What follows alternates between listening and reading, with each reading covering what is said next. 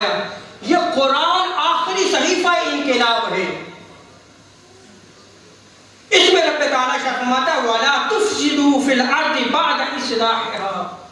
اگر زمین میں اصلاح کر دی گئی ہے تو اس کے بعد تم فتنہ انگیزی نہ کرو، فتنہ و فساد نہ کرو.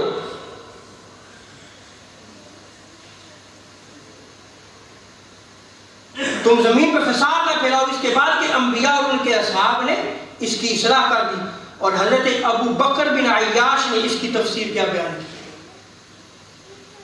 وہ فرماتے ہیں اور اس روایت کو بھی امام جلال الدین سیوطی رحمۃ اللہ تعالی علیہ نے الدر المنصور میں نقل کیا ہے کہ اللہ تعالیٰ نے حضور صلی اللہ علیہ وسلم کو تمام روئے زمین پر بسنے والوں کی طرف خاتم النبیین بنا کر بھیجا ہے، آخری نبی بنا کر بھیجا. روئے زمین پہ جو انسان بستا ہے، جو مخلوقات بستی ہیں، ان تمام کے لیے حضور صلی اللہ علیہ وسلم کو جن و انس کے لیے نبی بنا کر بھیجا. اب جس مخلوق نے بھی رہنمائی لینی ہے وہ در مصطفیٰ پہ آئے گی. آج ہم بحیثیت مسلمان دیکھیں، کیا ہم اپنی رہنمائی جو وہ حضور صلی اللہ علیہ وسلم سے لیتے ہیں؟ کیا ہم اپنی رہنمائی قرآن سے لیتے ہیں؟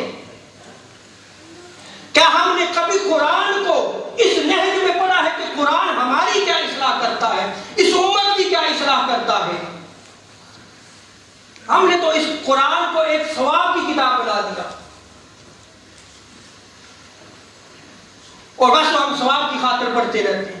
بچوں کو بچپن میں بھیجا تو جی ثواب کی خاطر جو ہے وہ پڑھا رہے. بس ایک ہی نظریہ رہ گیا، ثواب تو ملنا ہی ملنا ہے اگر آپ پڑھیں گے. لیکن اسی قرآن نے زندگیوں کا بدلا ہے. یہ وہی قرآن ہے جو تاجدار کائنات صلی اللہ علیہ وسلم کے قلب انور پہ نازل ہوا، حضور کی زبان اقدس سے نکلا، صحابہ نے سنا، ان کو محفوظ کیا اور اپنی زندگیوں پہ لاگو کیا.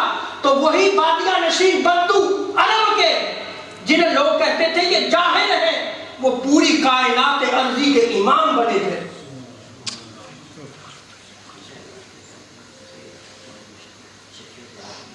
تو حضرت ابو بکر بن عیاش فرماتے ہیں کہ جب حضور صلی اللہ علیہ وسلم تشریف لائے اس وقت اہل زمین والوں نے زمین پر فساد برپا کیا ہوا تھا. کیا کیا ہوا تھا؟ اب وہ فساد کیسے تھا؟ نبی تو آتے رہے، کتابیں بھی آتی رہی، اصلاح بھی ہوتی رہی.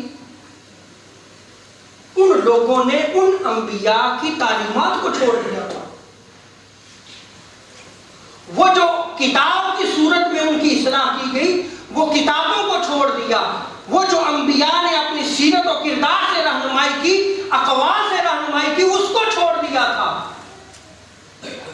اور کس کو لے لیا تھا؟ اپنے قانون کو، اپنے لا کو لے لیا.